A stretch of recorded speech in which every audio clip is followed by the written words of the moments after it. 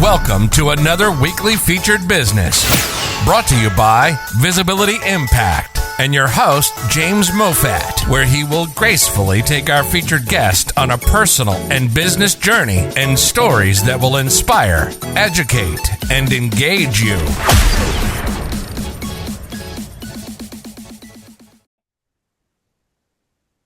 Hello, and welcome to another featured business brought to you by your host, myself, James Moffat. Today we have our 158th guest. Yeah, well, I've been a bit slow this year because with the move, didn't have a regular one. So anyways, but still, I think it's quite impressive. So you're Mel Clarke. Welcome to the show. So you are our 158th guest. I am honoured. Thank you very much for inviting me on. Yes. So, yeah, we've had a bit of a chat beforehand. So I know a little bit about you. So we're just going to kind of take you down memory lane, find out a bit about your childhood, where you are now, what you're doing, and how you're helping other people. But before we get there, my audience always like to know where the guest is from. So, Mel, where are you living now and where you're originally from? Okay, so I live in a place called Coventry in England, which is right in the middle. And if you've never heard of it, it's next to Birmingham. And I was born here and I'm still here at the age of 50.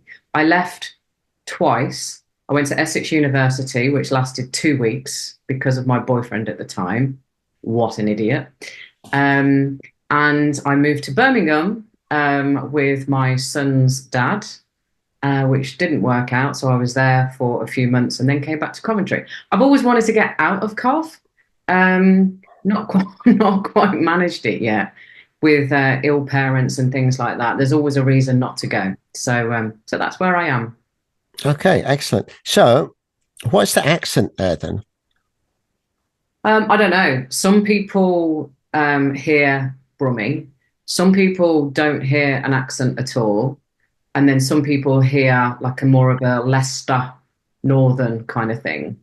I think it depends on what part of the city you live. So I'm closer to Birmingham and probably have a bit more of that twang. So I don't really know what the accent is. It's a bit of a mixmatch. Yeah, actually, as an expat from the UK, I couldn't really tell. Right. I mean, a Brummie accent is quite obvious, but I mean, yeah, you could have been anywhere. Yeah. Or maybe that's just me not understanding. But I think maybe in your business, I speak to a lot of international people. So I try, my English is completely changed from the accents I did have when I lived there. Mm. Yeah, you have got quite a weird accent. Like you mentioned Geordie, and I'm like, oh yeah, I can hear a bit of a twang of that now. But because you've lived in so many different places, obviously you've just absorbed all of that. Yeah, I kind of changed as we moved because born in Edinburgh, as a kid, I did have a Scottish accent. I mean, I could put it on, but then lived in Newcastle for 9 years. And so, yeah, but then moving from there to Brighton, I changed because people couldn't understand me. They said, where are you from? I said, well, the Toon, right? I didn't know. But anyway, accents are great. Mm.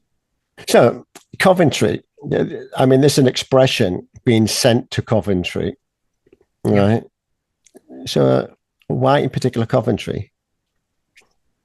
My mum's parents were from Brough in Ireland, County Limerick. And at some point, Coventry was the place to come to because of the motor industry. Coventry was the biggest hub for the motor industry. Okay. And I was meaning, like, you know, when people say, I'm going to send you to Coventry. Oh, right. Yeah. I used to know what that meant. And I can't give you an answer on that. Sorry. But I think it was obviously something to do with a long time ago. People were sent to Coventry for whatever reason. And but I don't know what that reason was. Yeah, probably. I think it was. Yeah. I have to look it up because I've only just thought of it now. But I think being sent to Coventry, isn't it, to silence them? Possibly. Like, maybe there was an industry there and send them to Coventry. You're being sent to Coventry, like, get on with it, go. And it's like, be quiet. I don't know. Maybe I'm wrong. I just have to look it up and just check that. It just made me think as soon as you said Coventry, I thought of that expression. Weren't kids always sent to Coventry to, like, your parents would say, go to Coventry. I'm going to send you to Coventry. One more word from you, you'll be sent to Coventry. Yeah, you've got to be quiet. It's not really something that gets said anymore, is it? But it certainly was when we were kids. So yeah, so for 50, you're looking good. Thank you. Right. And I know what you do, but we'll come on to that later. So let's keep the audience in suspense, although they can probably read your background. So then growing up as a kid, so I mean, always living in Coventry, didn't you have siblings? Yeah, I've got an older sister and brother and a younger brother. So there's 4 of us. We are the 4 M's: Mandy, Mark, Melanie, and Michael. Mm-hmm.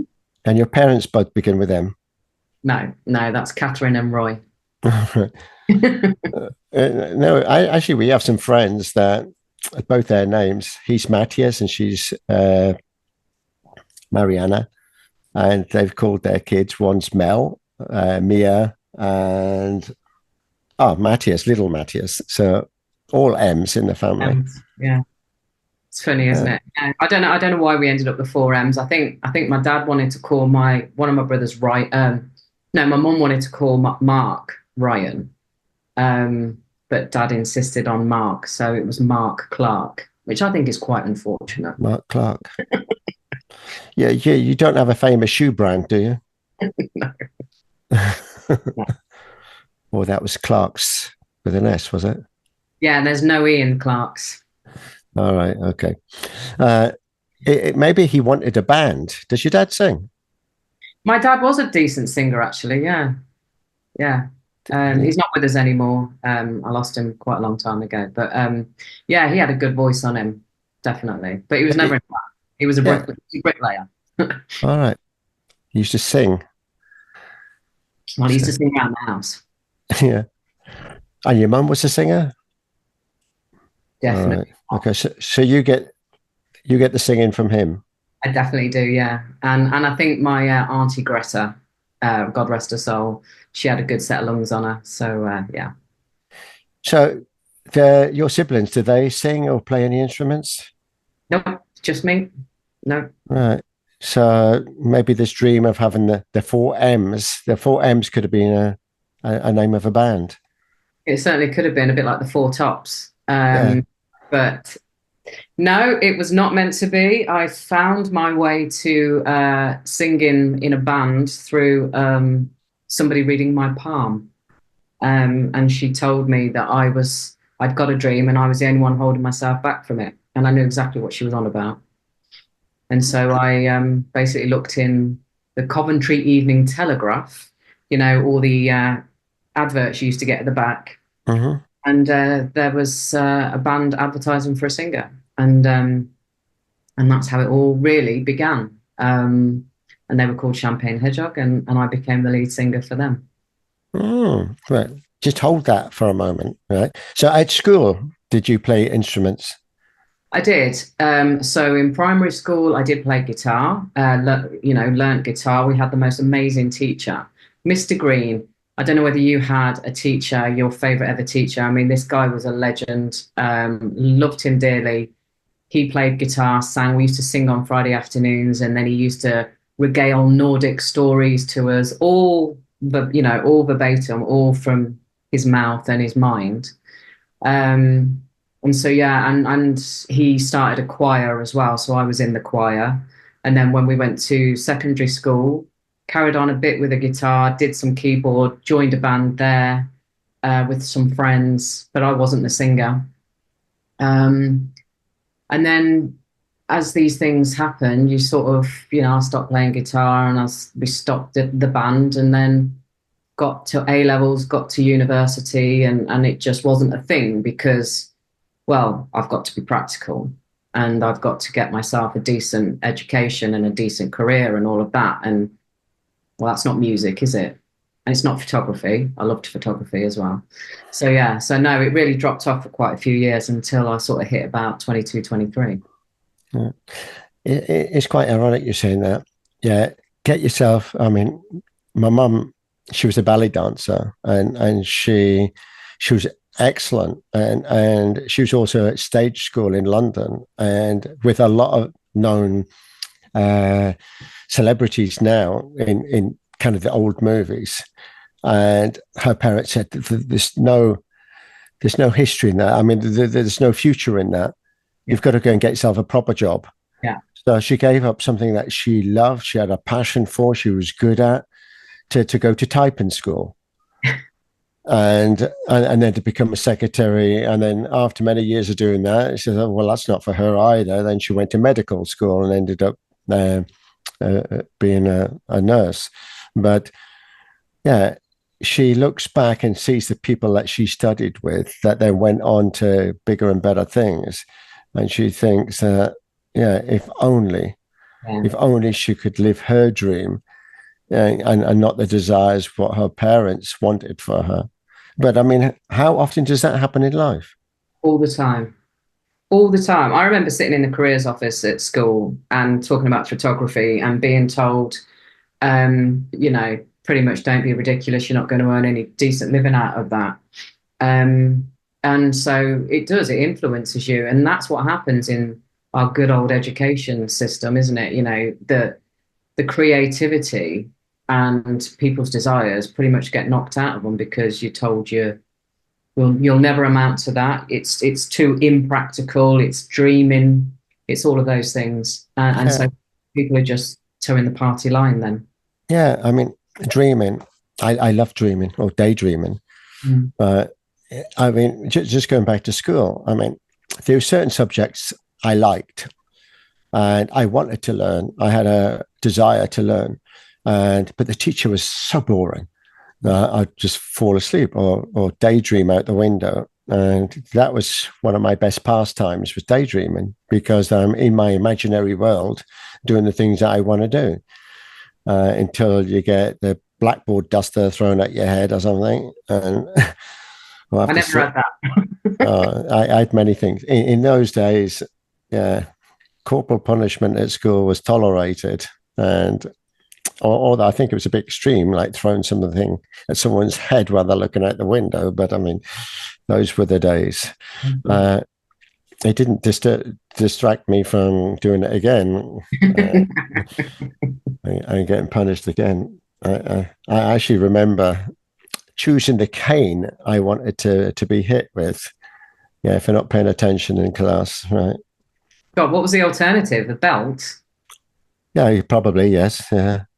I've had everything, the cane, the slipper, the belt.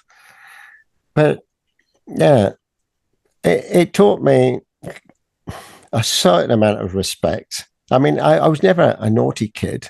It was just like I was there to learn and I wanted to learn, but I couldn't believe in the way that I was being taught. And it wasn't for me. I never felt it ever was. So even as a small kid. So yeah, daydreaming was good. But anyway, it's not about me. This is about you. So let's get back on track. So then as a kid, then growing up and going to school, I mean, apart from this music teacher, I guess because you remembered his name, I can't remember any of my teachers' names. He must have had an impact on you. Oh yeah, he was just unbelievable, and he had an impact on all of us. There was only one kid in our class, Michael Ward, who was a scallywag, a charmer, and all of that. And he was just a bit of a dick. And there was a love-hate relationship with them too. But the rest of us thought he was like just the best thing. And we all, I'm still in touch with some school friends now, and we all regale stories about Mr. Green and the songs that he taught us. And he was definitely an outlier. He definitely was not the most favorite teacher in the school by the other teachers. And I remember this one day, because we moved away from, Mum and Dad had to move to a cheaper house when we were still at primary school, and told us that we were going to change schools. And I was like, no, we're not. No, we're not. So in the end, we won, and we used to get this bus to primary school. And sometimes, because he would drive, we'd be sat at the top of the hill waiting for the bus. He would drive up, and sometimes he'd say, "Come on, jump in, and I'll drop you by the common," which is near where we lived. This one day, we were talking, and it was a Catholic school. I was raised a Catholic, and I just said, "I don't believe in God." And he just boomed out this laugh. If you can imagine, remember Brian Blessed? Mm-hmm. He was that kind of guy, but not as big, but had that big, gregarious laugh and all of that. And he just thought it was brilliant. And he asked me why. And I just said, it just feels like a load of rubbish to me. And I actually wrote a song. One of the first songs I ever wrote in my band was called Twisted Lie. And that was about the Bible being a twisted lie as I saw it. But on reflection, it wasn't the Bible that was the lie. It was the whole Catholic indoctrination and pomp and ceremony, and obviously all the horrific things we've heard about the Catholic priests and stuff over the years. That was, I think, and also, James, because we're very similar in terms of our outlook and our spirituality. It's that deep knowing, isn't it? I was raised a Catholic into something that just didn't make any sense to me and felt wrong. And I think that's probably due to past lives. And having that deep knowing within me, that is not the right thing. That is not truth. That is not divine source. So he was awesome, and we all loved him. And I was gutted a few years ago. I found out that he passed away, and I never knew. If I'd have known, I'd have been at that funeral paying my respects. Yeah, I mean, it's a great story, but it's strange that, I mean, a lot of teachers, I mean, I've had teachers on the show, and they've left kind of the professional teacher world to do something different, or they've become independent and done it their way. Yeah. Because to say it is an indoctrination, they are forced to only teach you what they're told to teach. Yeah. And it's quite ironic, because my wife has just got a job here as a teacher, so she's doing the science. So I said, "Oh, great! I mean, science," and she's talking about the planets and everything else, and space trips and whatever. And that really fascinates me. And ironically, I had a guest that talked about the secret space program, right? So I probably know more than she does, but anyway, so she's got this book, and she has to teach what's in the book. And I'm thinking, but it's all a load of rubbish. But she has to teach that. She said, but I can't deviate from that. I have to teach that. So it's quite ironic, because the kids, I mean, some of the kids are asking questions. So they're saying about, did any man ever go to the moon? How did they go in this tinfoil rocket? And stuff like this. And is it really true that, I mean, asking her things that she's now got to try and kind of keep the peace and teach them something that she doesn't know all the answers either. She's just kind of one step ahead of them, reading the book and then following that as the coursework for the class. So she's in a difficult position, because she knows inside that it's rubbish, but she can't speak out against it, because that's the system, or she'll lose her job. That's a real conflict, and that's a real conflict that a lot of people have been faced with over the last few years, certainly in the medical profession as well. How I don't even, had this conversation with a few people, and the way I see the world and the way I am, I can't compromise my values and my beliefs for the sake of a job. But I know some people feel like they have to earn the money and pay the bills and all the rest of it. So yeah, I feel for her. And you said it's quite a new position. I wonder how long she'll last. Yeah, there is a big turnaround for teachers here. I mean, to a point that they get the job, and the following week they've resigned. Wow. But I said, look, bring me in, and I will teach them the alternative science, right? The science they want to know. But yeah, it's great that they're bringing it up already, isn't it? In terms of these kids. Yeah. I mean, she's great grade 7 kids. So that is like 13, 14-year-old kids. And thank you, TikTok. Yeah, no, honestly. So in a way, social media has definitely helped. But in saying that, you could also be taken down the wrong path and learn something that's really not true. And now you've convinced your friends it's true, and it's not. So yeah, you have to be careful. Yeah, you do. So tell me then about when you left school then. So what did you want to be? So psychology was always intriguing for me. I did it at A level. I did it in 1 year and I got a B. And I did law and geography in 3 years, innated law.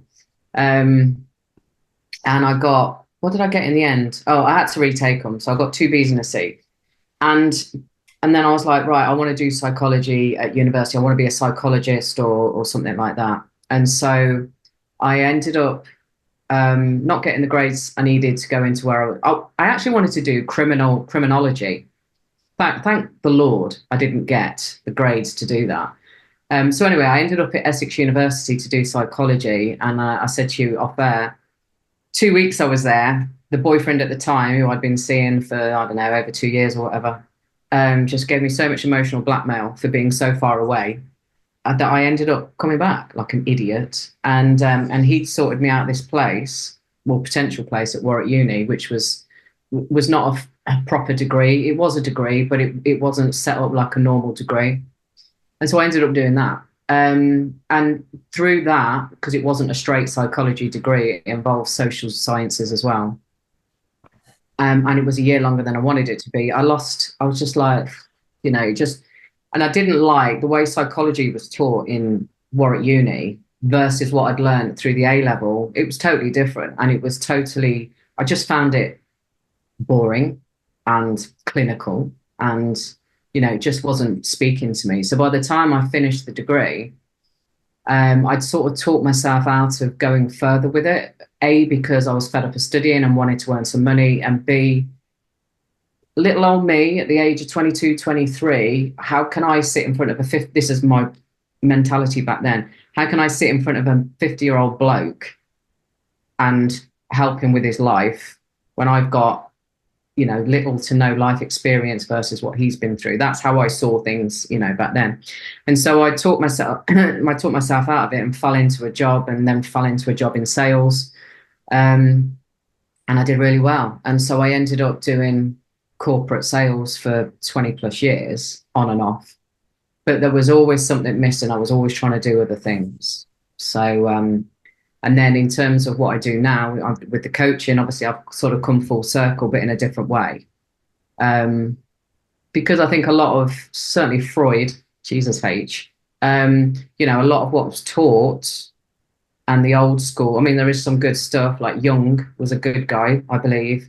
Freud, dodgy as. And that was what was being pumped through, in terms of these degrees. Even my brother-in-law, he did Freud and psychology at A level, and he still swears by that Freud is the be-all and end-all. I'm like, you have no idea. So yeah, I don't know if that answered your question, but yeah, it does. And just talking about, because school is an indoctrination, and I mean, we could go back to how schools were formed and who's responsible for the education. But I think we'll leave that bit there for now. But in saying that, there was a lot of people that you find out later. I mean, it wasn't until more recently, so like in the last 10 years, that I understood that there was a guy called 𝗙𝗚𝗙 Tesla. Yeah. And I thought, well, who the hell is he? Where's he from?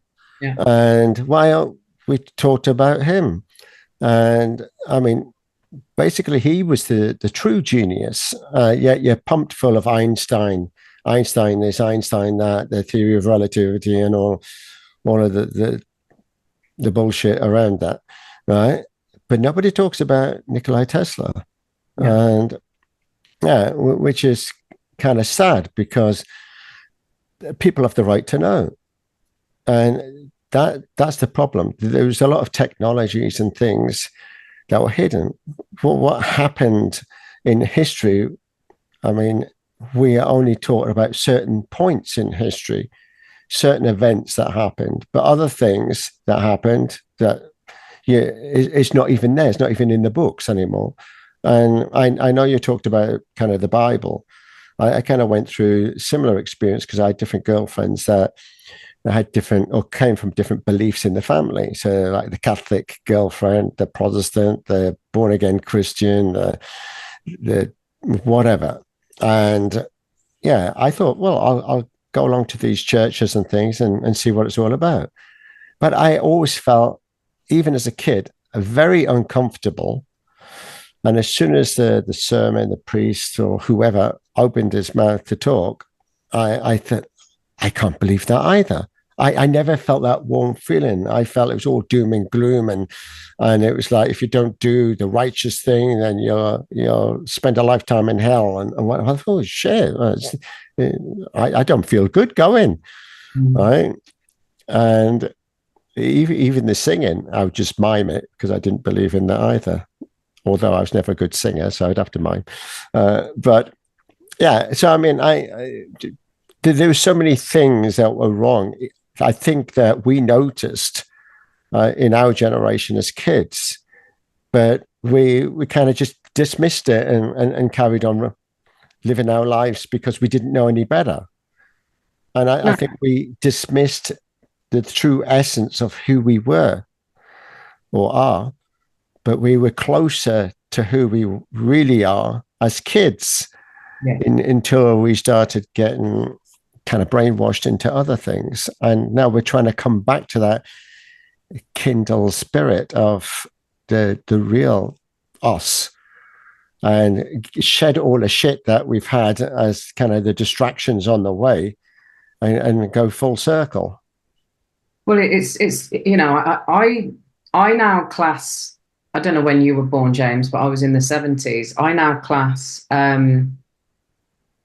that time and being born in the time that I was born as a privilege, because we're the bridge between our parents' generation and obviously the new generation. And my boy is Gen Z, I suppose, and I don't know what your kids are classed as, but my boy's a very old soul, very wise beyond his years, but has suffered with anxiety and stuff that a lot of the young people are suffering with.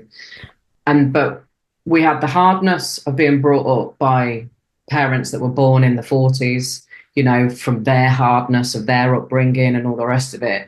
And then we wanted to give our kids everything that we didn't have, which has not gone in their favor, let's be honest. And then they've been flooded with social media, phone, you know, being born with a smartphone and all of that sort of stuff. And it's just a whole, and not going out and playing, although I made sure my boy did as much as I could, get him off that bloody Xbox and stuff. And I feel blessed to be born where I was, even though we were brought up with the likes of Jimmy Savile and all that sort of stuff that's come out, you know, and all of that. But it's given us more of a grounding and more of a hardness, for want of a better word. Hardness is not a good word, but you know what I mean.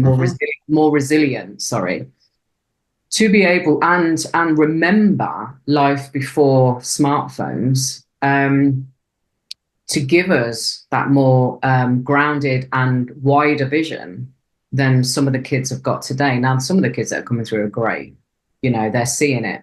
They're being born as rainbow children or indigo children or whatever, and they're wise beyond their years. But some of them, you know, the ones that went and just got jabbed so they could go on holiday with their mates, you know, that kind of mentality. It was quite an eye opener back in 21 for me. But yeah, so I can't remember what your question was now. I feel like I've gone off on a tangent, but yeah, I feel blessed to have been born when I was born, to have the viewpoint and the beliefs that I've got now.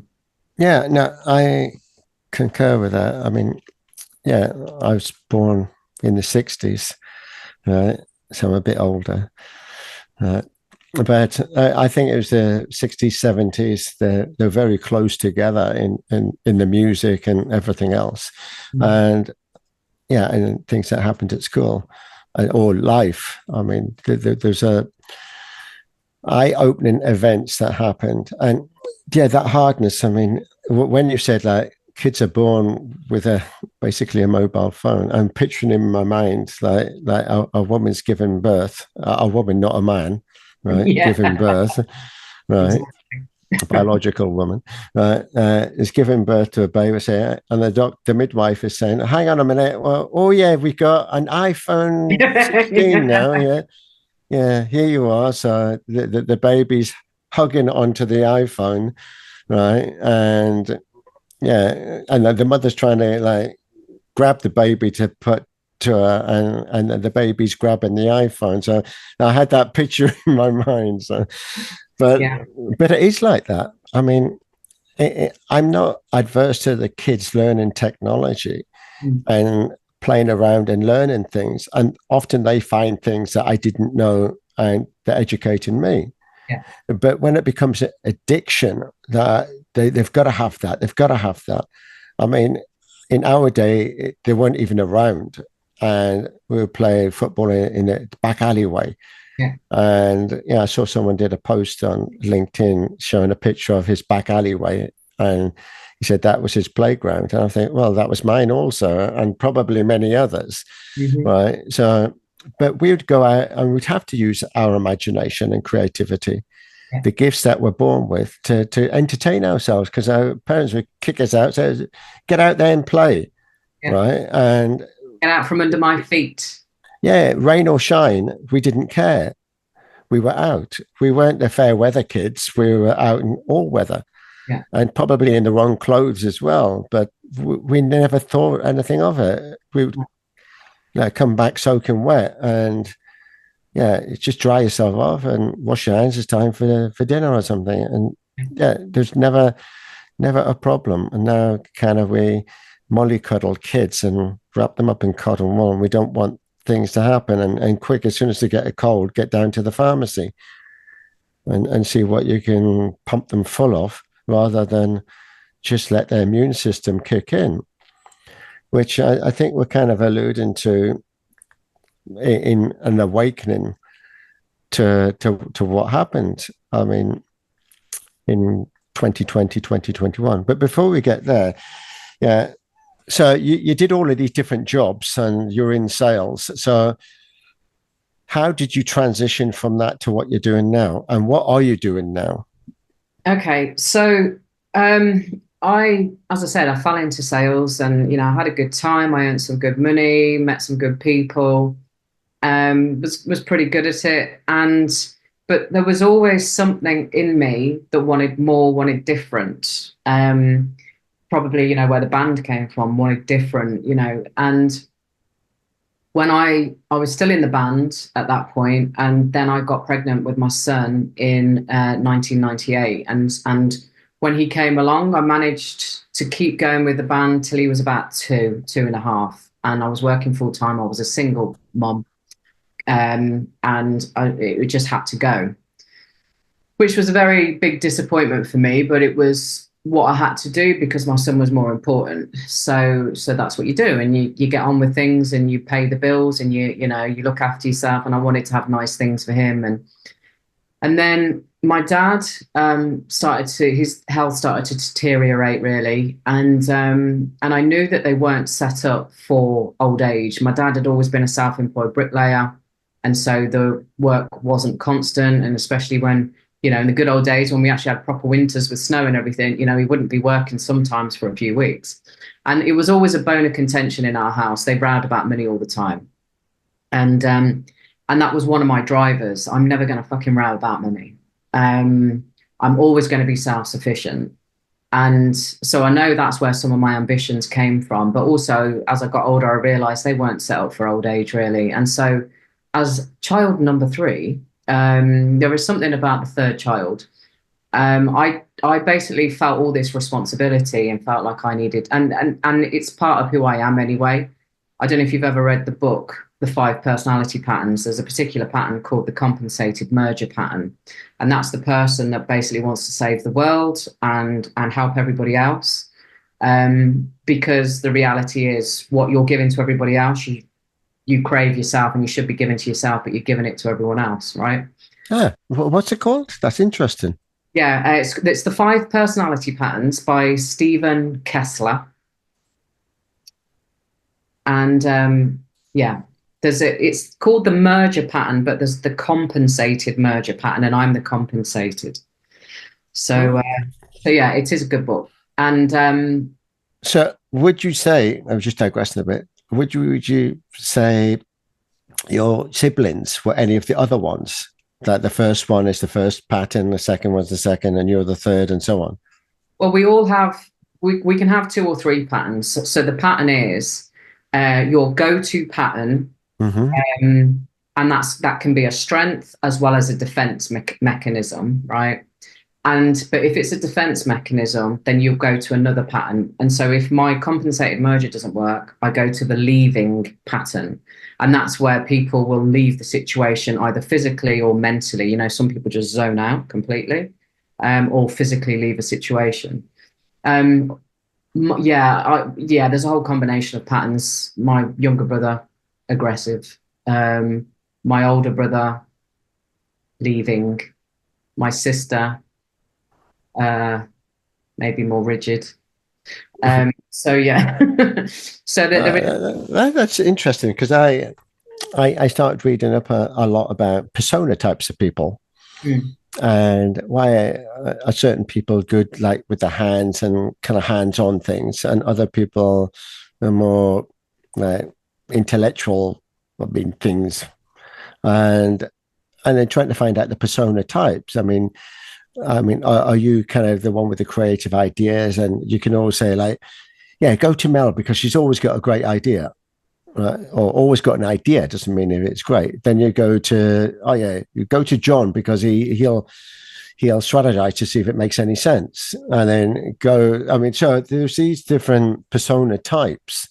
And then I started looking at it. I did this kind of persona test, and I said, well, if it doesn't come out how I saw myself, then I think that's a load of rubbish. But it actually came out perfectly, exactly how I would perceive myself. I don't know if that's a good thing or not, knowing yourself, but I mean, obviously it did. So I'm like the guy thinks of the ideas, and it's very creative and great at doing the strategy. So I've got the idea, strategy, and that's never going to work. Forget that one, bin that one. Then I strategize over the next. Oh yeah, that's got legs. That could work, right? And those 2 were kind of my key ones. And then there was other ones that people like. One thing I'm really not good at is there was an orchestrator, right? So they would bring in the team, they would orchestrate it and make sure everyone's doing their job. Although I could do it, I don't like it. I'm worse than useless. And which kind of digressing again, if you were in a job and you applied for a job and you got a job that really gave you a position that wasn't you could say that you're a failure, you're worse than useless, and you can't do the job. And I'm thinking, but has anyone ever done a persona test on you to find out, well, what is kind of the ideal position, rather than you guessing? And I think it was kind of a lesson learned for me. I was going into jobs that I thought were me, and then find out, I'm useless. I need to go back to school. I need to learn something. I can't do this. It just wasn't me. And then when I started to find out the things that I was good at and I did like and I loved, then it was the complete opposite. I excelled at it. Yeah. And most people don't get to where you got to in terms of really excelling in something that they're inherently, their inherent strengths that matches up with their values and their beliefs as well. That is a lot of the work I do now. A lot of people don't have that. They don't have that insight, which is a real shame. And that's why people just trudge along in the hamster wheel and say, well, made my bed, got to lie in it.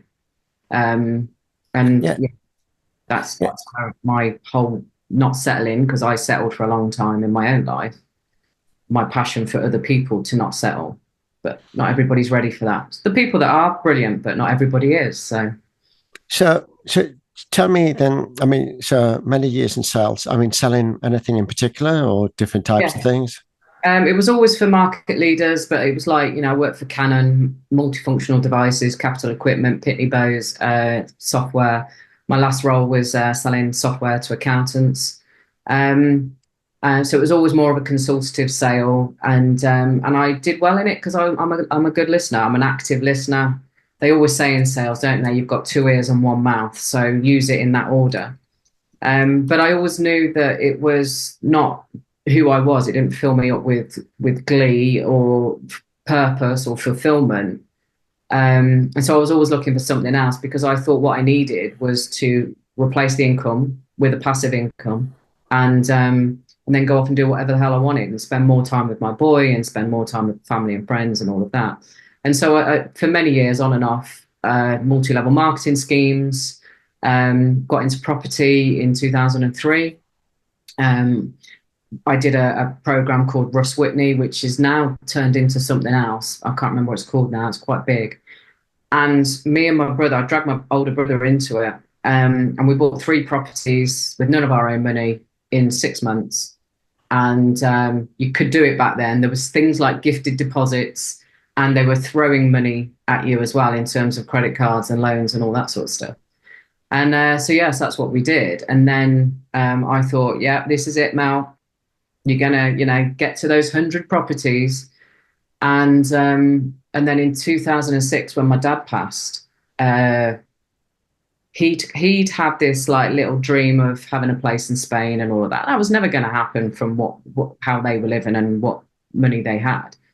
But that sort of pulled on my heartstrings, and I was getting these emails at the time about properties in Spain, and apparently it was all like really good, below market value, all that. And so, long story short, we ended up buying 2 apartments in Spain, nearly 3. Thank the fucking Lord, I didn't buy the 3rd one. And it was not long before the recession, the world crash, and there's a lot of detail in all of that. But the upshot was we got screwed over for a lot of money. The whole thing was set up to be what it was, and then we basically, because of the crash, because I changed jobs in this country, jumped from the frying pan into the fire, and ended up out of work, and then couldn't find a job to replace with the same level of income. I was juggling so many plates. I had so much credit card and loan debt that I was sinking. And so eventually I ended up in a debt management program, and I went part-time to be able to pursue passions and to be able to spend more time with my son and manage, the overwhelming finances that had been drowning me, basically. And that in itself, I considered going bankrupt back then, but I was advised to keep treading water. And so I did, and I managed to get through it. And then the other thing that was happening through that time was I got married and subsequently got divorced. And that's a whole other story as well in terms of what that was all about. So for me, and James, you'll relate to this, I had these high ambitions to be this millionaire by the time I was 30, or to be self-sufficient and to, be able to travel and money's no issue. But really what was going on underneath was this lack of self-love, which comes out as the compensated merger, really. And settling into this relationship, which became a marriage, knowing that I wasn't truly in love the way I'd felt before, but it ticked enough boxes, and he was a good person, and we were great friends and all that, and other reasons. So there was all of that going on, and losing my dad and all the rest of it. And so with the whole Spain thing, that sort of left me paralyzed for about 5 years in terms of doing anything, because I held myself completely responsible for getting myself into a right old fucking mess. Even though there were other people involved in those decisions. Yeah. And so eventually I sort of started to come up, and when me and my ex-husband had finally parted ways and everything else, it was such a relief. I was able to start being myself again without worrying about the man on the sofa, the child that wanted another mother, really. And I could just concentrate on me and my boy and deal with all of that. And then, basically started to rise up again and got into doing some online marketing. Whilst I got on myself a proper job, you mentioned that earlier, again, doing the software sales, and had a great old time. I was single for 7 years. I can't believe I was single for 7 years, but it was great. I just got to do what I wanted, went traveling, did loads of events around the world. And and then that basically, as part of that journey, as part of that, doing that, this whole leadership, this whole doing your purpose, this whole doing what you're put on this planet to do really started to bubble up, and it was really encouraged. And as part of all of that, I was given a purpose statement. And the day that was given to me, I basically burst into tears, because it was like somebody saw me for who I am for the first time ever. So let me ask a question then. Someone gave you a purpose statement. How did that come about, and who was it? Okay, so with this online marketing thing that I invested in quite heavily, I will add, what I didn't know I was investing in was like there was like this personal growth, self-development element to it as well. And so you go through this process where you sit and have, and this is what I now do for other people. So you sit and have you recall at least sort of 20 memories, experiences, preferably before the age of 25, both negative and positive experiences. And so you get to talk about yourself for 2 hours, and the facilitator will listen and ask certain questions at certain points to try and get a bit more out of you. And it's all about, and now I do that for other people, so it's all about really getting to how you felt in that moment, and why, what was it about that moment that was the +100 or the -100 for you, and really trying to get underneath it, because that's where the veins of gold are. That's where you get to understand how those values, your core values, were shaped.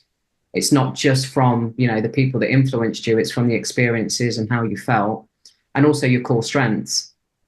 And from that, you get to create your own vision and mission. And the facilitator that I had at the time, he was very much on purpose. And so from that 2-hour conversation, he put it together. And yeah, it was like, because I think I'd always hidden my light under a bushel, like a lot of people do. You get influenced by people that try and put you down over the years. I'd had some shit with old friends and things like that, and made me feel a certain way. And so you sort of shrink in. And going through that whole process allowed me to start opening up again and recognizing, actually, it's okay for me to say I'm pretty fucking awesome, because I hadn't been able to say that ever. And it's okay for me to say I'm really good at this. This is my calling, really. So that was a real life change for me. And it's not been easy. 2020, I got made redundant, and that was where I got the kick up the arse, really, to do something like this, to do the coaching and have the balls to do it, and try and lose the imposter syndrome that a lot of coaches start off with.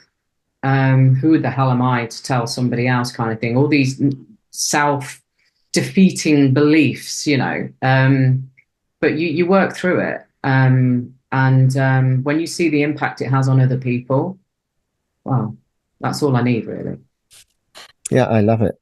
And not dissimilar to mine. So I lost my full-time job. I write about this in the book, because I've taken 7 guests on myself, so 8 of us, and we're writing our stories in our first book, and we've written them already.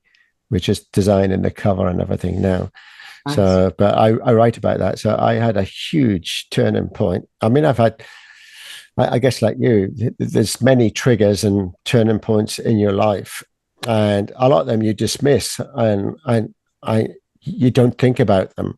It's a situation that happened at that time, and so be it. You carry on. But when you look back and reflect, I mean, these are all there for a reason. And yeah, I look back now and I think, shit, if only I had seen the signs and yeah, sometimes you miss it. You miss the obvious, and then you have to learn again. And they think, why has it happened to me again? Because you didn't read the sign the first time, Exactly. right?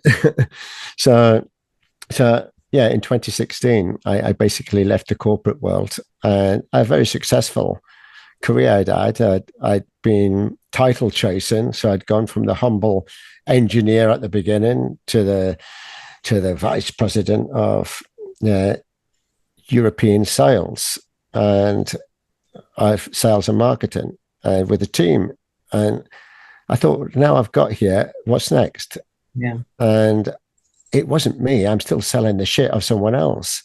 And I'm still trying to convince people to buy something that I didn't always believe in. And then I thought, I'm only lining the pockets of the company I work for. And all right, I'm not on a bad salary and stuff. So plod along until something happens, a situation that changes that. Mine was having the twins, not me personally, because I'm a man. You're a man, yes. Yeah. Let's not forget. Yeah. So having 3 kids under the age of 3, yeah, living in a country that's not yours with no support mechanism, there's definitely a wake-up call. So, but anyway, I'm just looking at, I mean, the stories that you're sharing aren't dissimilar to me, but also I think a lot of people that will listen to this will think, well, that's me as well. I was in the corporate world. I had kind of the good times. I mean, I'm not saying they were all bad. I mean, there's lots of good times. I traveled the world and I went to places, stayed in 5-star hotels and traveled a lot of the time business class. But when I look back at it now, I was on a plane for 20 years every week. Yeah. And a lot of the time on my own and away from home. And yeah, my only objective was to sell the slides that I was presenting. And yeah, it wasn't till things happen. I think always in the back of my mind, I was thinking, what else could I do? But I had no idea what that other thing is that I could do. And yeah, but with your purpose statement, when I moved into kind of the entrepreneurial world and started doing my own thing, I often ask the same question: is there a purpose in the companies that I work for? Is there a purpose in me? Is there a purpose in? Purpose seemed to be something that I dwelled on a lot. And there's a Harvard Business Report that came out after a 5-year study about purpose in the workplace. And they found the top 500 companies in the US had no purpose statement. And they wanted to ask them, right, could you create a purpose statement for what you do? And they couldn't, because a lot of the time they're just selling things for money, right? The objective was money. The purpose was making money and keep the shareholders happy. And I thought, no, if there's no purpose in the workplace, then what are we doing? So I know we're digressing a bit, but I think purpose means a lot. A friend of mine worked for a big company, and he said, yeah, he's inherited a team of engineers, and he's got his own team, and he's got this inherited team because they were downsizing with middle managers, and he was the manager of the team. And he said he doesn't know what to do with them. They're so set in their ways, they won't change the way they think or do anything. And I was talking to him, well, there's probably a lack of purpose, right? They don't know who they are. Right. And he thought it was great. So he invited me in. So I did a whole session about purpose in the workplace, and then your personal purpose for the reason why you're working there. I tell you, it went down like a lead balloon. Right. Nobody was ready for it. Right. And yeah, that was years before people started talking about kind of purpose and what does purpose actually mean. So yeah, my coaching was kind of too premature for what people wanted. But now I think the time is right. So now that you transition to that, so what's the name of your business? Well, it's just Mel Clarke Coaching, but I tend to, so there's sort of 2 facets. One is Ultimate Contribution Uncovered, which is a company in its own right, and I'm an accredited facilitator for that. And that is the uncovering of your core values, your core strengths, so you can create a purpose-driven vision and mission statement. And also practically take that for the next 12 months. And what are those next steps and goals coming from your heart space, coming from what you're now wearing this beautiful new coat of awareness of who you truly are and why you are the way you are. And it's creating goals and next steps that align to that. And so you can start to create this life that is more purpose driven, and perhaps has given you some light bulb moments in terms of what it needs to look like or what you want it to look like.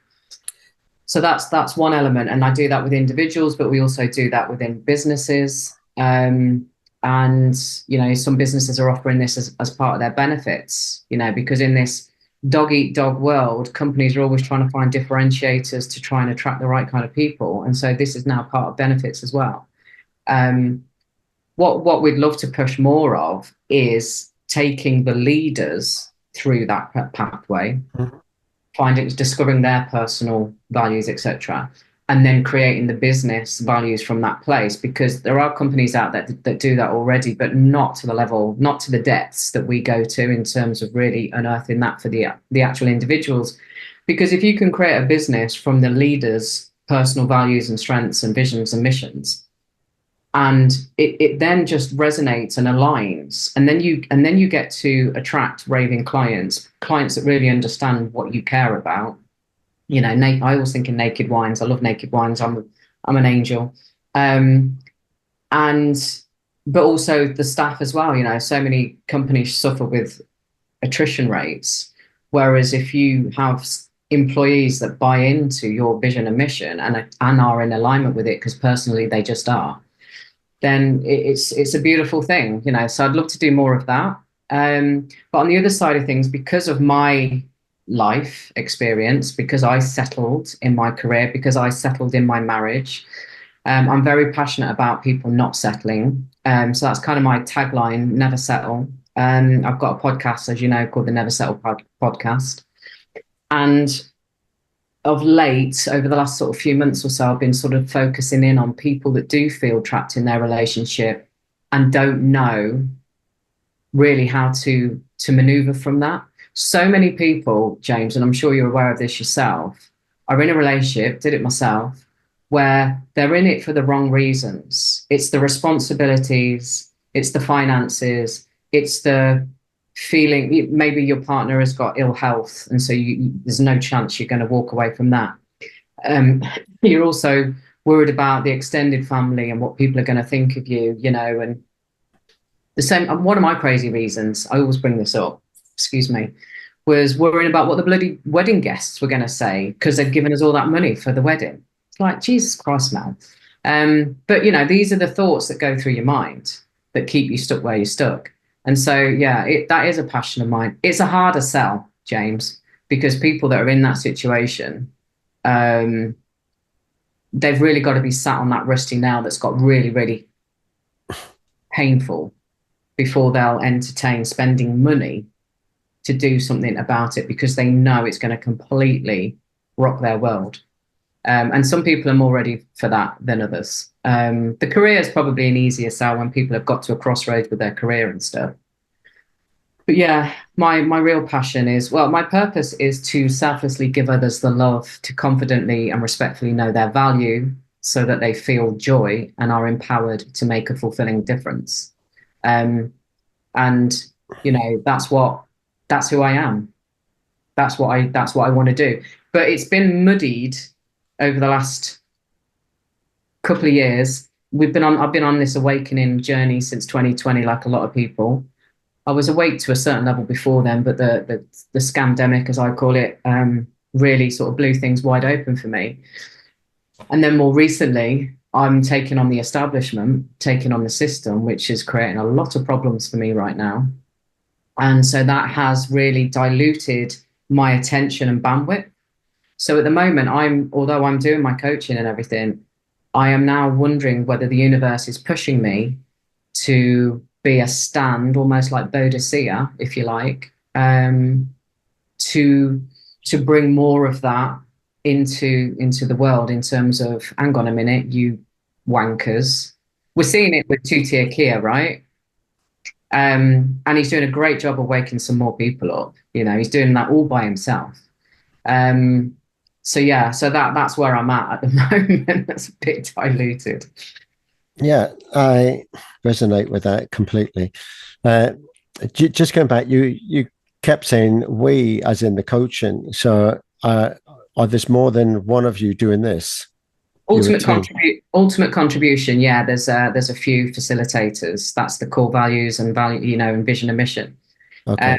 But me, it's just Mel Clarke coaching in terms of. Okay. I work independently, but I work with them as well. Okay. And the podcast is yours. Yeah. How many guests have you had so far? I think I'm on just under 100 episodes now. Oh, not bad then. Yeah, I started this in 2020. It was more about content for me, being able to draw on content and use it, and blah, blah, blah. I've never turned it into anything that earns me any money, but I just love conversations with people that haven't settled. I love their backstories, a bit like you similar format to what you do, just understanding where somebody's come from and those pivotal moments and how they got to where they've got to. And generally the people that I've had on, they're just freaking awesome human beings. And I just love sharing the space with them. And those inspirational stories have helped me in my growth over the years, not particularly my podcast, but others as well.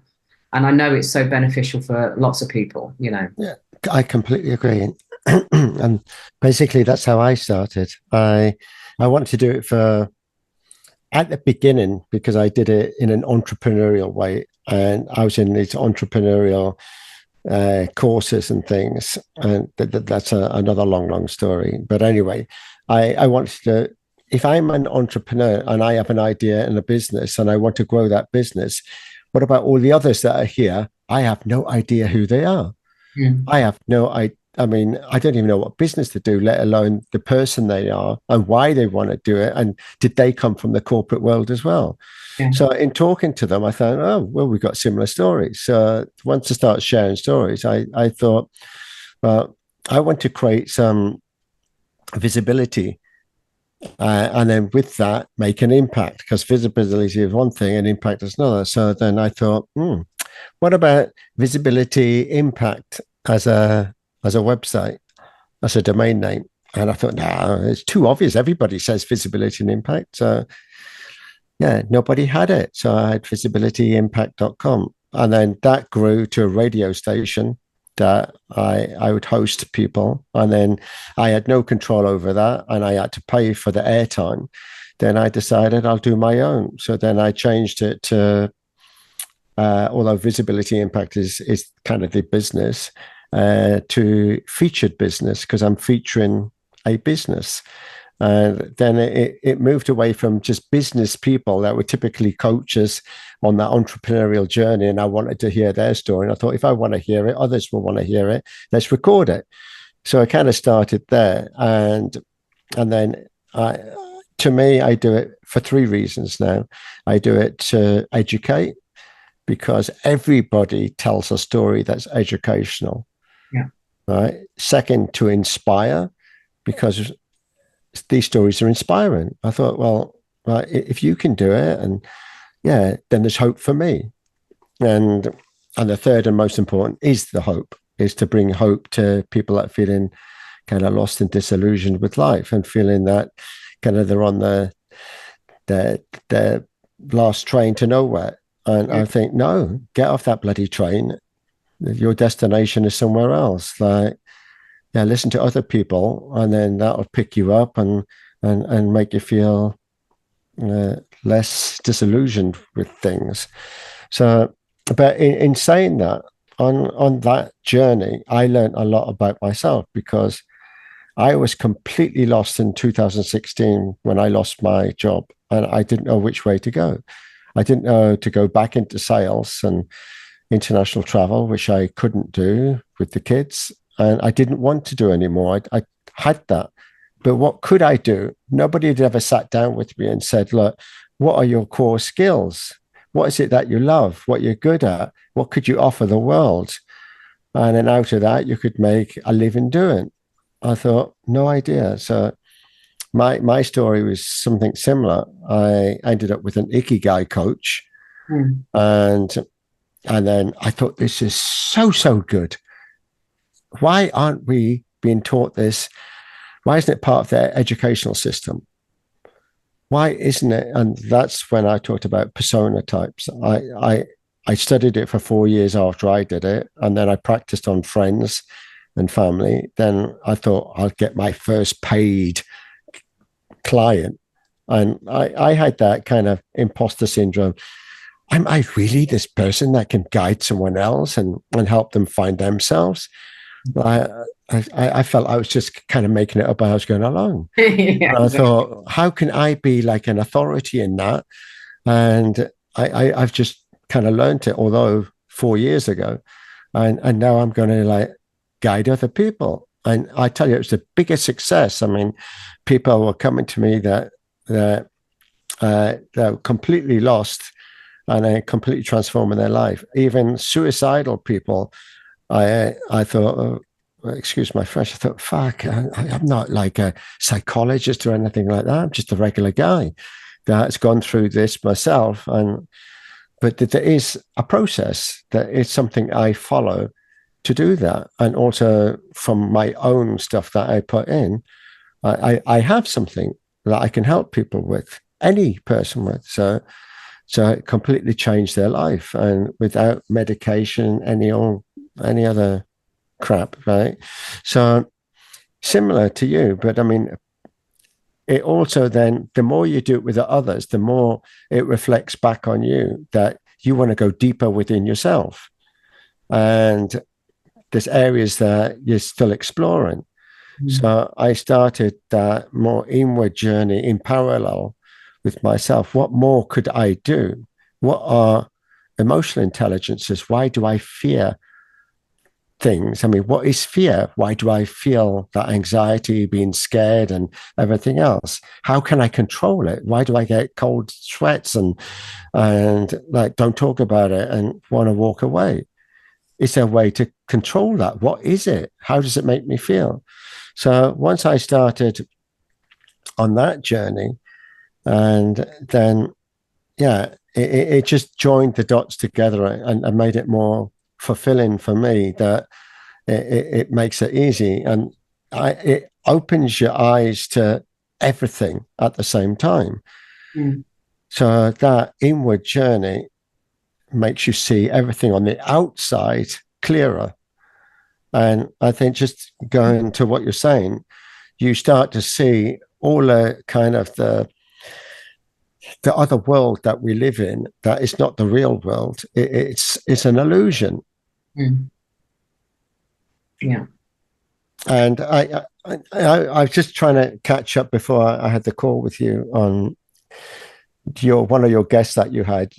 I didn't listen to it all in absence of time, but I was listening to you talking to a guy called Mike, and he was talking about the system isn't what we think it is, in the way that kind of we are straw men to the system, and everything is wrong.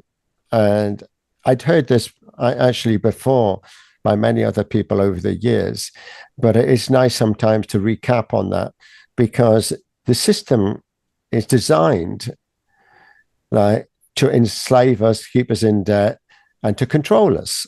Yeah.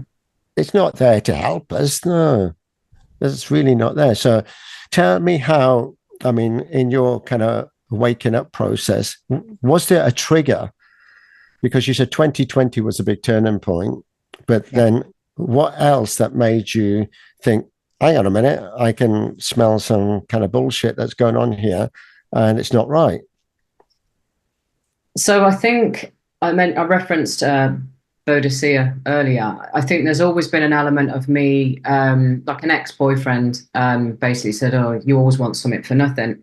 That's how he saw it from his left-brained, small engineer brain. I know you were an engineer, but you're clearly not all left-brained.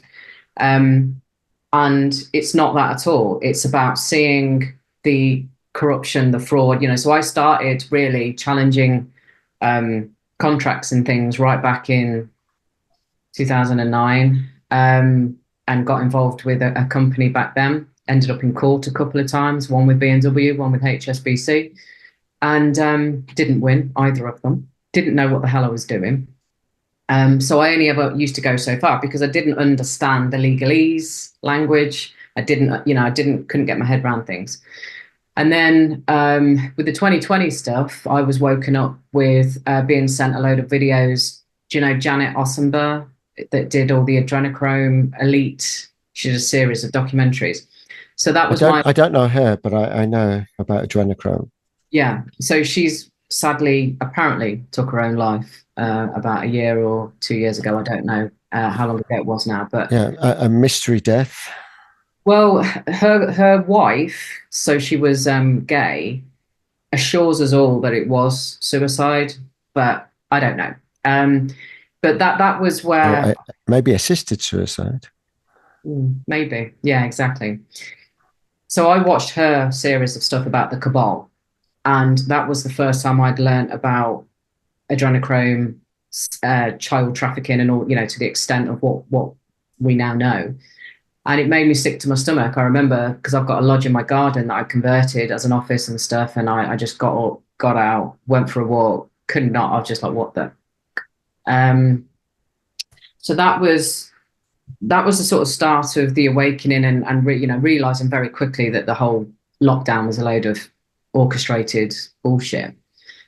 And then 21, I think it was, because once you go down this road, there are, as you know, that there are so many things that you suddenly realize, Jesus H. And there's a story, and I won't go into it now because of time, but there's a classic story that's told about, these slaves that all basically kicked off and didn't want to be slaves anymore. And then the owner of the plantation, or whatever it was, basically said that, okay, well, you can come back tomorrow and you can actually be a worker, and we'll do it differently. But he just moved the illusion slightly to make people think that they're not slaves anymore, but they absolutely were slaves. Still, just given a different title or given a different perspective on it. And that's what we are. And that's what I've learned over the last few years. And so council tax was the big one for me. You start to realize that council tax does not pay for our local roads and our local amenities. It's all collected centrally by central government. And in that money, it gets dished out to terrorism, wars, child trafficking, you name it. And it sounds so far-fetched. But when you start to understand that, you realize, so I'm giving 1,500 quid a year or whatever it is, and I'm helping fund wars and terrorism and Christ knows what else other atrocities that the central government are funding right now. Why would I do that? And then you realize that council tax is not compulsory or mandatory. It's just a play on words that we've been led to believe that we all have to pay it. That's a load of bullshit. In fact, every tax is a load of bullshit that you don't have to pay. And then you start to realize just how we've been manipulated, certainly over the last 100 years or so, in terms of what was to what is.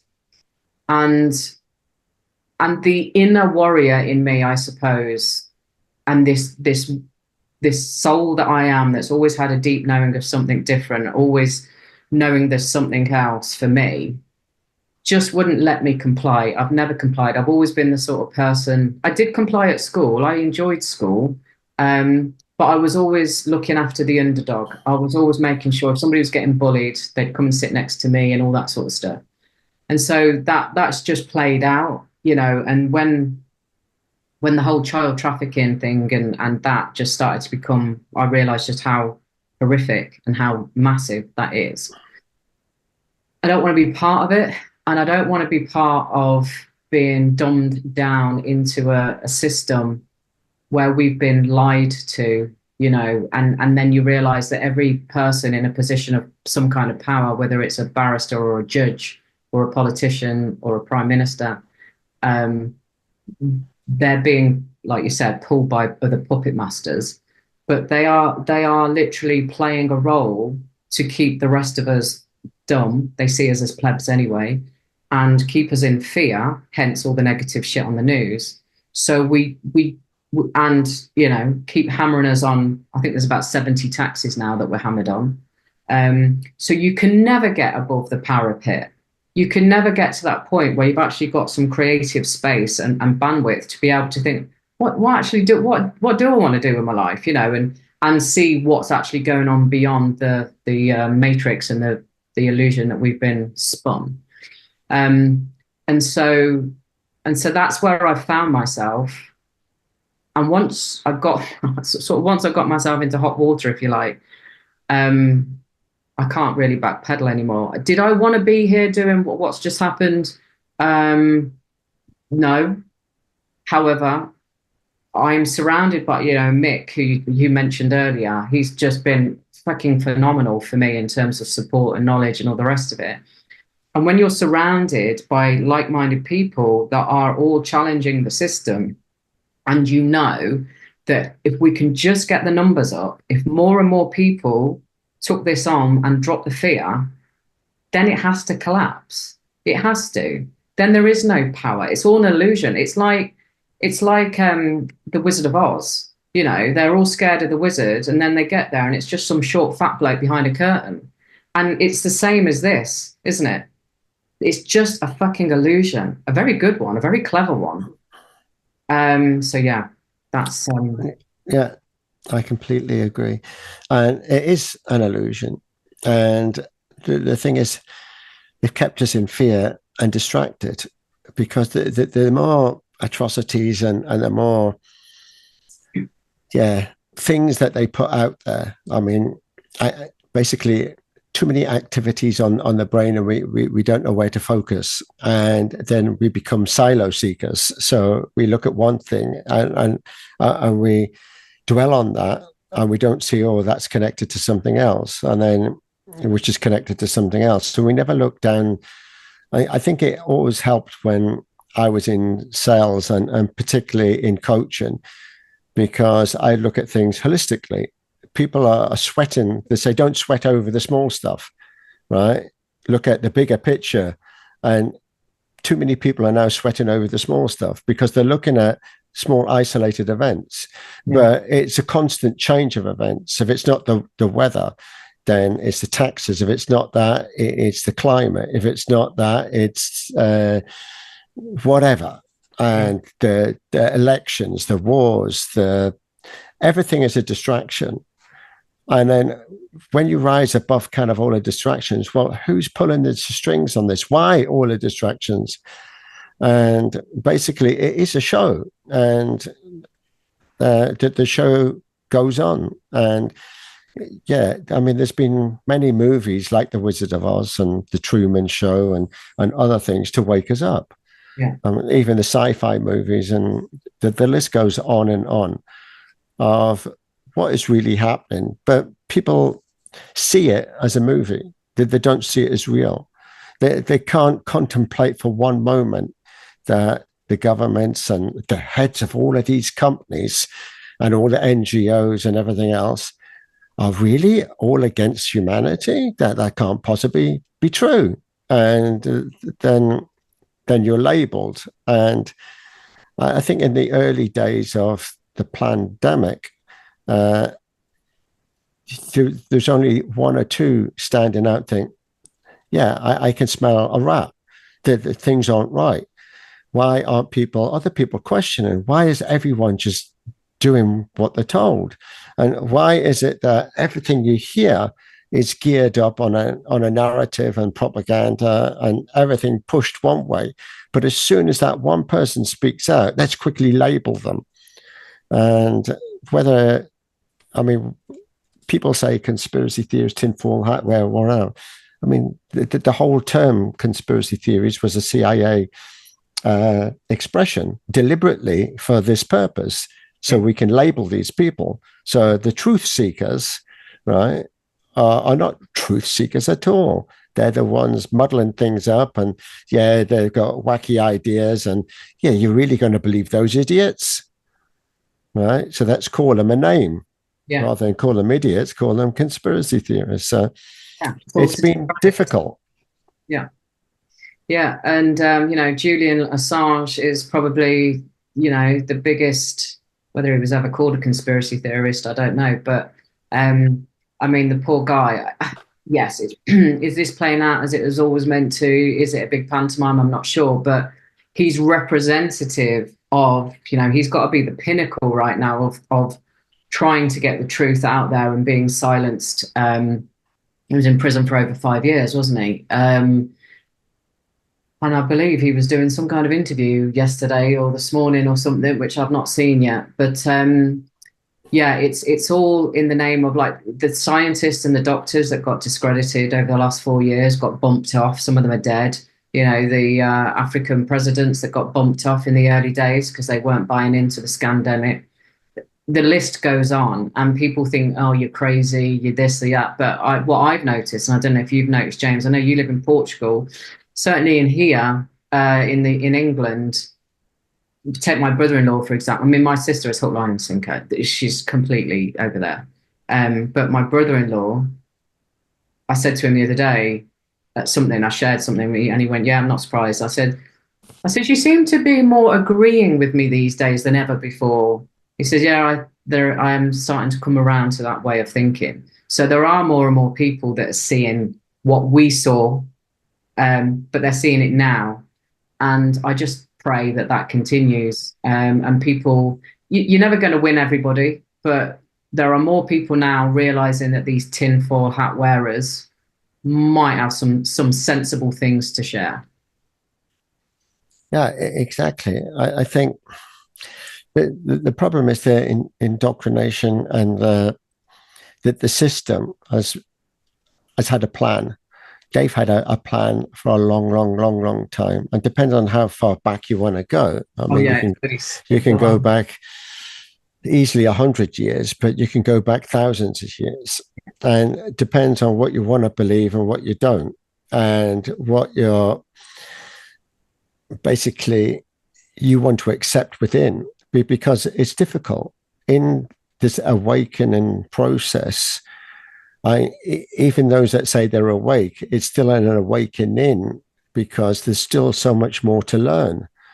So we might have been early awakening, but it doesn't mean that we know everything. It's too vast to contemplate, because it's absolutely everything. Yeah. Once you start down that journey, right, you're going to be going through lots of different emotions of excitement, hatred, fear, whatever. And you've got to go there and experience that. And the learning within, because once you accept that, then you have to also find that the answers aren't out there. They're just the distractions. That's like watching a show. Now, whether you're watching it on TV or in real life or wherever, it's a show. And once it's exactly like the Wizard of Oz. There's shows going on, but who's orchestrating that?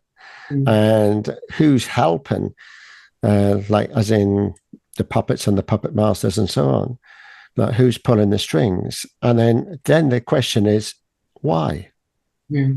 Why? Why would they want to harm humanity? And then once you know the why, it all starts to make sense. And this is what most people are still a long way off. They're into the discussions, and this is exactly what they want. That the more humanity is divided, the more they can rub their hands together. Yeah. And when I say there's too many to even mention, but they're the ones that don't feel and don't support humanity. And yeah, it's all about unity, bringing us together. If we can come together, like you say, one person speaks out, then another, then you can change that. I mean, you've seen, I saw a video, it's just come to mind. Like there was a guy dancing at a music concert, and there's kind of in between bands playing, there's just some music playing, and the guy gets up while everyone's sitting down on the grass or whatever, and he starts dancing, and he starts making up kind of some weird sort of strange sort of dancing. And then someone else sees that and think, well, I'm going to join in. He looks like he's having fun. And then they join in. Then next minute, everybody is joining in and doing it. And yeah, I just, sometimes I have to picture like an analogy in your head to get it going. But I mean, sometimes, yeah, you just look at it's human nature. Ever since we were at school, don't question things, just get on and do it. Don't speak until you're spoken to. And yeah, even in the workplace, if you were in, like you said, you're in sales, say you had a bit of a dodgy kind of boss. I say boss and not a leader, because a leader is a different person, but a boss that is only interested in numbers. And you thought, I've got to say something, but I'm going to be chastised or put down or ridiculed or made to look silly, or people will laugh if I say it. So I'm not going to say it. Yeah. And we've been conditioned not to do that, not to say anything, just shut up and keep quiet. And if you see a fight in the street, walk away. Don't try and intervene, because, and then the excuse is you'll get hurt. Yeah. They might have a knife. Yeah. Maybe in some cases you could, but turning a blind eye is not the answer either. Ignoring it and hope it goes away. I mean, I heard you can't comply your way out of tyranny. It's still going to happen. And sooner or later, it's going to affect you anyway. So stop complying. And this is the way that we've been conditioned through education, through school, through movies, through the TV. Well, you know what the television stands for, tell a vision. Yeah. I mean, it's all been put in place. And now for the brave ones that have come forward to think, well, hang on, things aren't right, that the laws are wrong. We're using maritime law. And I think, well, what is maritime law? What is your birth certificate? Well, isn't it just to say that you're born and here's a certificate? No, it means that you're now part of a commodity and you could be traded. And people think, what rubbish are you talking? It's not, it's to celebrate the birth of a child. And I say, who says? Right? That's what you're led to believe. I mean, also putting your hand on the Bible, right? You're swearing by an oath that is not true. A true Bible isn't a Bible that you get off the shelf. I mean, yeah, everything is wrong and inverted. But once you start on that path, you can't go back.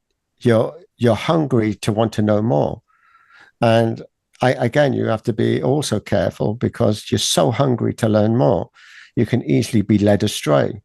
Yeah. So people talking about something that resonates with you, and you think, right, yeah, that's good. That's good. I'm going to follow that. And then you find out they've taken you, like the Pied Piper, down the wrong path. But there were certain things there to hook you.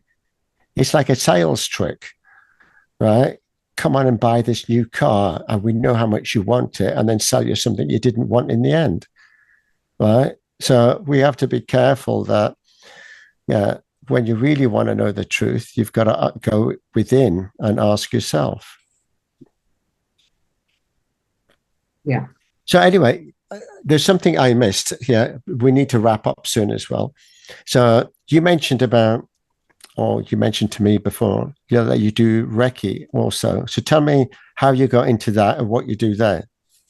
So Reiki is, it's a very gentle healing whereby you channel divine source, simply put, and you lay your hands on. It doesn't have to be hands-on, but on a person's body, usually around their chakras. So there's 7 main chakras that we're aware of, but there's a lot more energy centers within the body.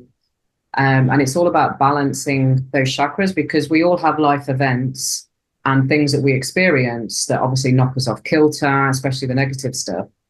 And in that, depending on who you are and how you deal with things and what your beliefs are, et cetera, we get a lot of repressed, stuck, stagnant energy that sits in our body, and it can sit in our bodies for a whole lifetime. It can sit in our bodies for multiple lifetimes. But in simple terms, going through life's stresses, etc., usually it manifests either physically or mentally. So it's either physically through some kind of physical illness, whether it be cancer or whether it just be arthritis or joint pain or whatever, or it could be anxiety, panic attacks, depression. And in allowing, Reiki is similar to acupuncture and any other energetic healing, because it allows those chakras to spin the right way, to unblock, to allow the energy to flow through the system. And it's a very calming, gentle therapy. I got into it about I think I attuned about 7, 8 years ago. But as a kid, I always thought I could heal with my hands. So it was obviously, again, another deep knowing within me. And so yeah, I never really did it to make any money from it. It was more about a self thing and helping family and friends. I have had some clients. It's not something I massively publicize, because the coaching really is my main thing. But what's sort of happened, as with all of these things, it takes you on a journey, and you meet new people, and you do this and you do that. And so the last year or so, it's sort of this whole being in that spirituality and that healing and meeting different people. I'm now developing my psychic stuff, and I do cards and things like that. And that's been very exciting for me, because I've always been intrigued by stuff like that. And I've had many readings over the years. And so I've been doing oracle cards for people and actually doing really well with it. So, but only on a very small scale. I'm not charging. It's just practice, and it's just developing my own skills. So I think the whole thing, like the coaching, the Reiki, the psychicness, it's all interwoven, because that is who we are. We are energy, we are frequency, we are higher consciousness, we are all these things that we've been roughshod over to forget. And I think once you start opening up one part of that, it's inevitable that other parts are going to open. And so yeah, so for the Reiki side of things, people that need calming, that are stressed, sometimes pain in their body and stuff like that, it will alleviate all of that. But the person has to believe in it. People come for Reiki, go, well, I've been told about it, I think I should try it. I've tried other things, and sometimes it won't work because the belief is just not there, or they don't give it long enough. But for the people that buy into it and love it, yeah, it's like a lifelong thing. It doesn't have to be every week or anything, just as and when you feel like you need it. Right. Do you have a separate website or anything on that? Or no, the Reiki is mentioned on my main Mel Clarke coaching website anyway. So there's only a small part on there which sort of reflects where it is within how I'm sort of presenting it to the world right now. If that changes, it changes. Yeah. So just a couple of things, and then we'll kind of wrap this up, unless you got something specific that you want to say. But also, you've done skydiving. Yeah. I was also up Snowdon on Sunday. Yeah, I did. So the online marketing stuff I got into, I joined in 2017. It was basically an online marketing education platform. And it was all about learning the skills to be able to promote yourself online, whatever business you're in, or affiliate marketing, et cetera, et cetera. But the big part of that, all of that journey, was meeting the people that I met. Very, very like-minded, spiritually minded, wanting to have something different from the norm, get out of the rat race. And one of those people was a lovely woman called Ania. She's Polish, and she's a professional. Was a professional skydiver anyway. And the guy, one of the guys in the organization that took me through the purpose and the core values and all of that, he'd had his own transformation. He was a bit like you, when you said you were going up the ladder and it was about the money and the material and this, that, and the other. He was the same. It was about the fast cars, the attractive women, and this, that, and the other. And then when he was 27, he lost his sister to cancer. She was very young, very quickly. And that completely threw his life into complete disarray, and he just didn't know who the fuck he was. And he's been on a whole journey since then. And I've completely gone off track as to what the hell I was telling you about that. Skydiving. Skydiving. So him and his mom started a charity called Victoria's Promise, which was focused on helping women with cancer, because she was called Victoria, the sister.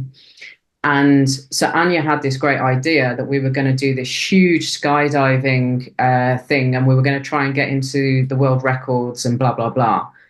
It ended up being only about 10, 15 of us that did it in the end, and I was one of them. And I'm scared to death of heights, but I wanted to just do it, A, because I loved what the charity was about, and B, I don't like settling and limiting, you know, even though I was scared. No, I'm going to bloody do it anyway. So yeah, so it was crazy. I don't know if you've ever done it, but it was amazing, but not when I first jumped out, because I couldn't breathe at all. So I was quite panicking when you hurtle into the earth, and I couldn't breathe. But as soon as he pulled the chute, then it was like, this is wonderful. But I'm really glad I did it, you know. And that's me. I like to challenge myself, and I did Snowdon. Didn't quite get to the bloody summit because I just had too much of a wobble when I got up to that bit. And I was a gnat's cock away from it, as they say. Sorry. Yeah, so next time I'm going to do an easier path and get up to the summit. But yeah, I like to do things that challenge myself. No, yeah, I like it when you're challenging yourself. Yeah, I mean, we could waffle on all day, because I could tell you about a story about fear. My daughter had fear and she wouldn't go out the house, but we do bedtime storytelling, and we introduced a third party and who had fear, and I told her what to say to the third party, which was a friend of hers in the story, and then she reassured this person who happened to be a donkey, actually, called Charlie, and she told Charlie everything's going to be okay, the roller coaster is going to be fine. And at the end of the story, she lost her fear. Oh. And she fears nothing. And she keeps saying to me now, she says, Daddy, like when her brothers fear something, she says, tell him the story. Tell him the story. Right?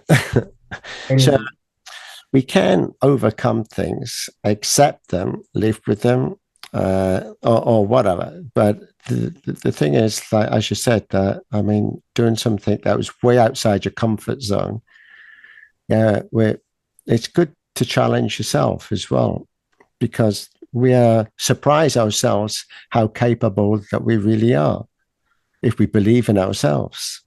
Yeah, exactly. And you know, you mentioned Mick, who was on my podcast.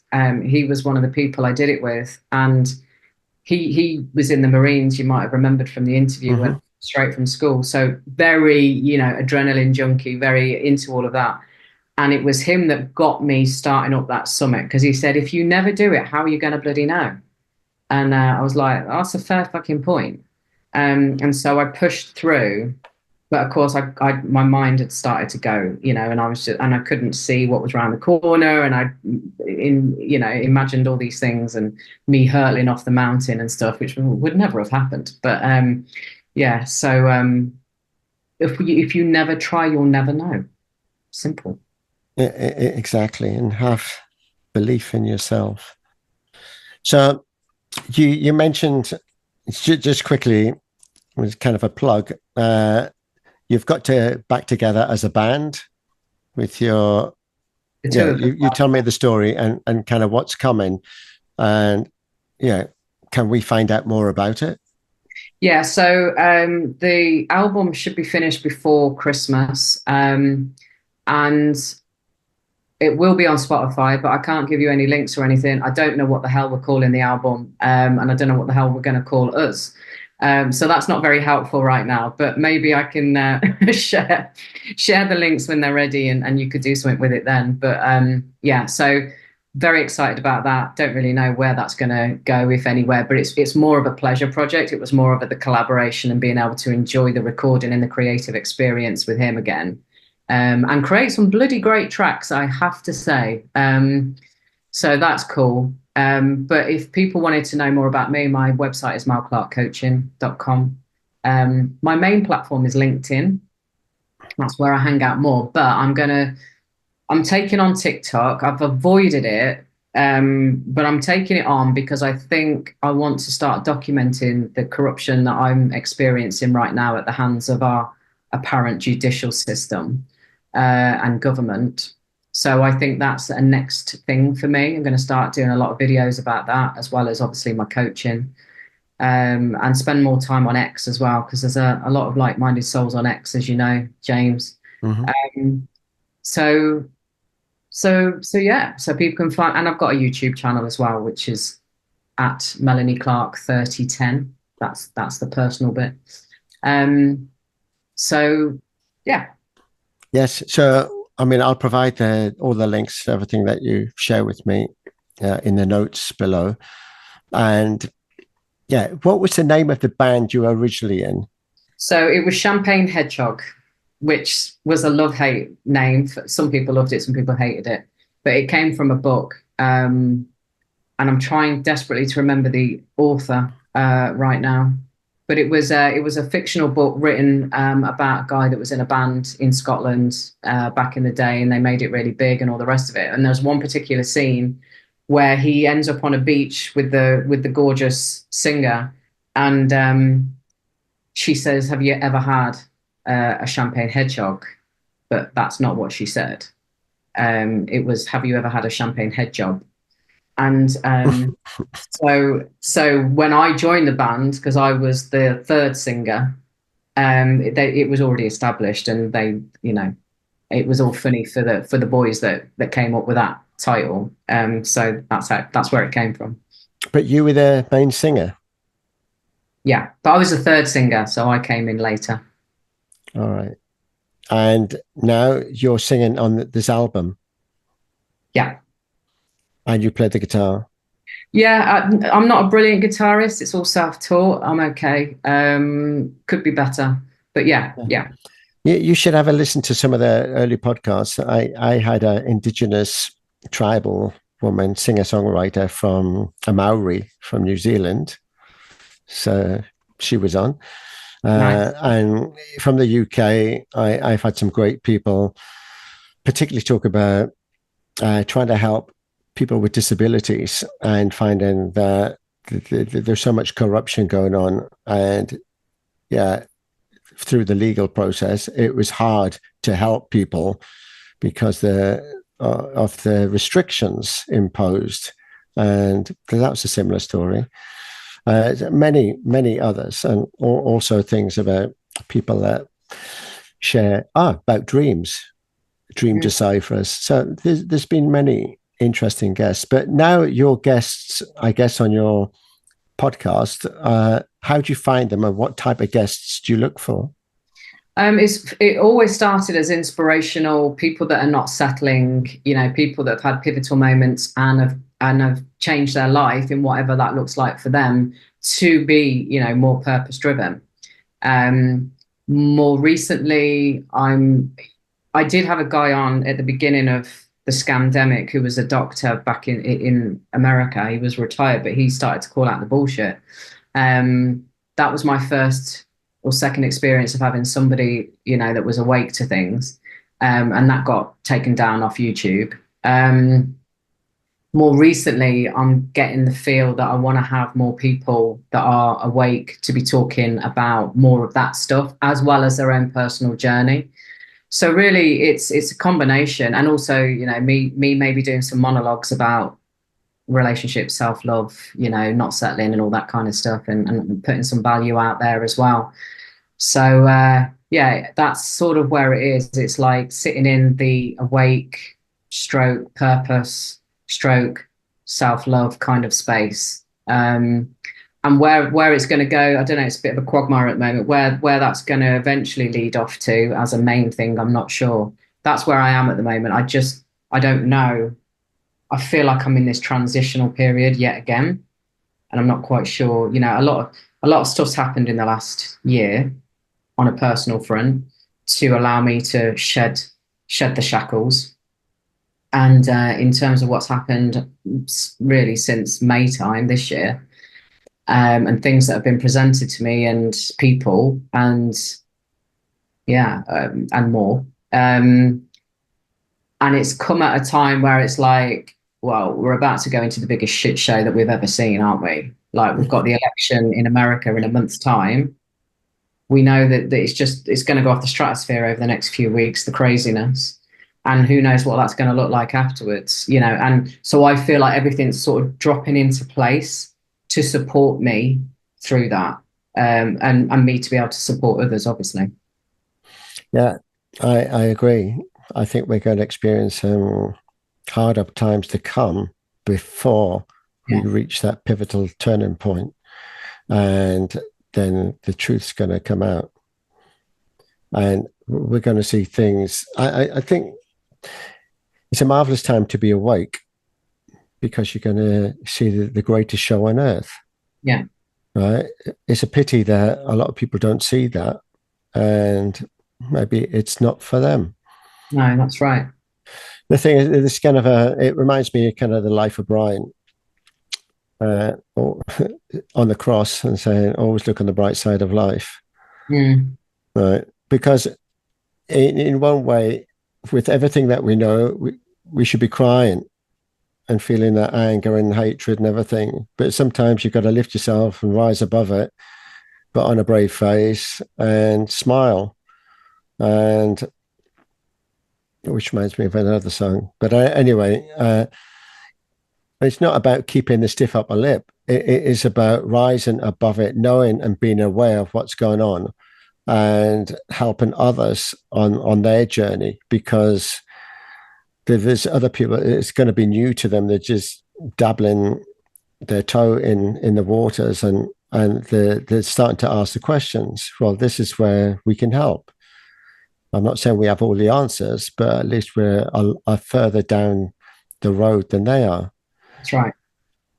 Okay. So on that note, you've been an absolutely wonderful 158th guest. Thank you. Right. I'm looking forward to your music. I know we did mention about singing here, but it's not always the best to do because of the delays and everything else. But if you've got something you can share with us, I will either tag it in, or at least a link to it, or something. And then all the links and everything to how we can contact you. And if people want to come on a program of yours, or are curious to know more, then how they can contact you. Yeah. So Mel Clarke, you've been an absolutely wonderful guest. Thanks, James. Thank you so much for the invite. I've thoroughly enjoyed it. I can't believe we've been on for over 2 hours. Yeah, they're normally not this long. They're normally like an hour and a half maximum, but there's so many areas we could have touched on. I know. And it's a good kind of first intro into who you are and what you're about. And I love what you do. I think it's very purpose driven, and you have found kind of your guiding light that's leading you in the right direction. Yeah, I have. Thank you, James. You're welcome. Wow, that was another featured business brought to you by Visibility Impact. If you'd like to be our next featured guest, or learn how James Moffat can help you leverage on the art and power of interactive storytelling for your business, reach out and schedule a call now.